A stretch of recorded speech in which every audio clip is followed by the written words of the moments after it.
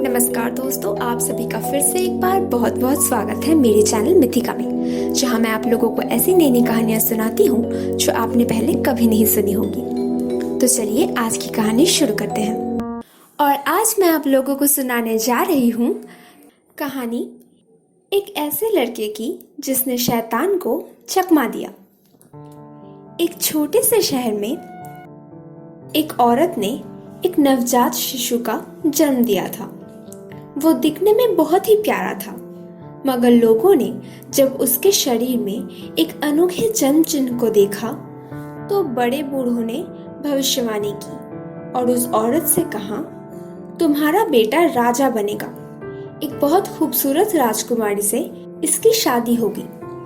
ये बातें घूमते घूमते राजा के कानों तक पहुंची।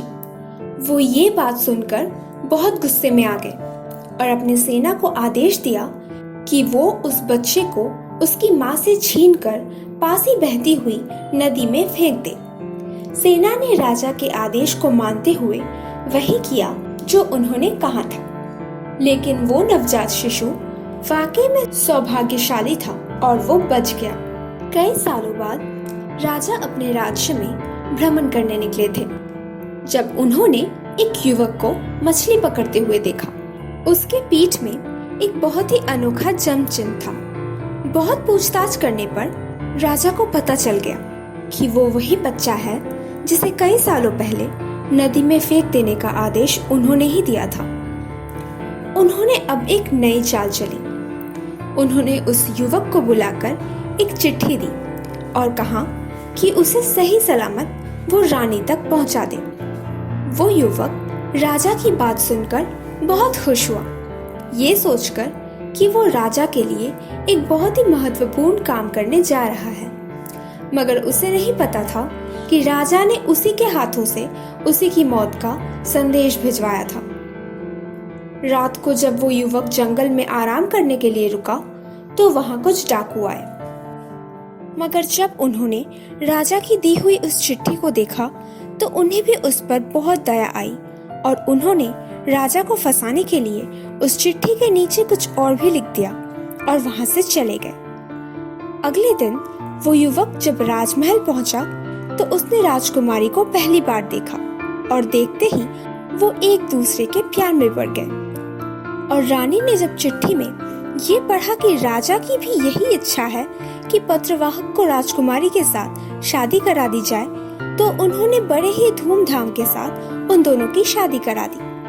भ्रमण से जब राजा वापस आए तो ये सब देखकर वो और गुस्से में आ गए, मगर अपनी बेटी की सुहाग को वो बिना वजह मौत की सजा नहीं सुना सकते थे, तो उन्होंने एक और चाल चली। राजा ने उस युवक से कहा कि उसे नर्क जाना होगा और शैतान के सिर से 3 सुनहरे बाल उखाड़ कर लाना होगा।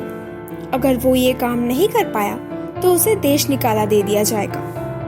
ये बात सुनकर उसने चारों तरफ नर्क में जाने का रास्ता ढूंढा और आखिरकार वो एक बहुत ही अजीब से गांव में आ पहुंचा। वहां के लोग एक कुएं के पास खड़े हुए थे और जब वो अपने घोड़े से उतरकर उस कुएं की तरफ आगे बढ़ा तो उन गांव वालों ने उससे रोक लिया। उन्होंने कहा, पहले हमारे सवाल का जवाब दो, ये कुआं हमेशा सूखा क्यों रहता है? उसने कहा, मैं वापस आने के बाद इस सवाल का जवाब दूंगा। ये कहने पर गांव वालों ने उसे आगे बढ़ने दिया। कुछ दूर जाकर उसने एक सूखे पेड़ को देखा जिसके आसपास कुछ बूढ़े लोग खड़े हुए थे। उन्होंने उससे कहा, आगे जाने से पहले हमारे सवाल का जवाब दो, ये पेड़ इतना सूखा क्यों है? उसने उन लोगों से भी वही कहा, मैं वापस आने पर इस सवाल का जवाब दूंगा। वो लोग इस बात को सुनकर उसे एक बूढ़े मांझी के पास ले गए और नाव में चढ़ते ही उस मांझी ने उससे एक सवाल पूछा, मैं अपने इस अनंत काल तक चलने वाले काम से कैसे बाहर निकलूं? उस युवक ने उससे भी वही कहा जो उसने बाकी लोगों से कहा था, मैं वापस आने पर इसका जवाब दूंगा। एक तट पर मांझी ने उसे उतार दिया और वहां से चला गया। चलते चलते वो युवक एक कुटिया के पास आया और आसपास किसी को ना देखकर उसने कुटिया के दरवाजे को खटखटाया। शैतान की नानी ने दरवाजा खोला।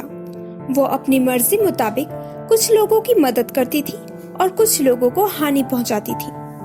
युवक ने अपने आने की वजह बताना अभी खत्म ही किया था कि बाहर उसने शैतान के कदमों की आवाज सुनी।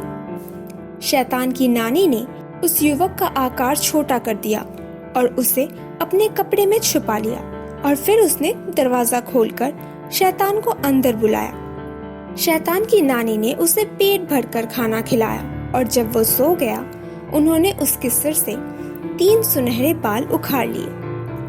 एक एक बालों को उठाते वक्त शैतान हर बार जागा और अपने नानी के पास अपने अजीब सपनों की शिकायत करने लगा कि कैसे उसे सपनों में गांव वाले दिख रहे हैं जो उसके पास अजीब शिकायतें लेकर आ रहे हैं और उसने ये भी बताया कि उससे उन्हें मुक्ति कैसे मिलेगी। अगले दिन सुबह वो युवक 3 सुनहरे बालों के साथ वहां से चला गया। अब उसके पास गांव वालों के सवालों का जवाब भी था। उसने अपना पहला जवाब उस मांझी को बताया। अगर तुम्हारी नाव का कोई यात्री अपनी मर्जी से तुम्हारी जगह ले ले तो तुम्हें मुक्ति मिल जाएगी। गांव में जाकर उसने उन बूढ़ों से कहा, इस पेड़ के नीचे एक चूहा है जो इसे अंदर से कुतर रहा है। उसे मार देने से ये पेड़ फिर से फलने फूलने लगेगा। और कुएं के पास जाकर उसने कहा, इस कुएं के अंदर एक बड़ा सा मेंढक है जो इसका सारा पानी पी जाता है। उसे निकाल कर बाहर फेंक देने से इसमें फिर से पानी भर जाएगा। उसके जवाब से खुश होकर गांव वालों ने उसे ढेर सारा पुरस्कार दिया और राज्य वापस लौटते ही वो सबसे पहले राजा के पास गया और उन्हें शैतान के वो 3 बाल दे दिए। मगर राजा की नजर उसके पुरस्कारों की तरफ था। ये देखकर उसने राजा से कहा, आपके राज्य के सीमा के बाहर जो नदी है वहां आपके लिए ढेर सारा पुरस्कार लेकर कोई आपका इंतजार कर रहा है।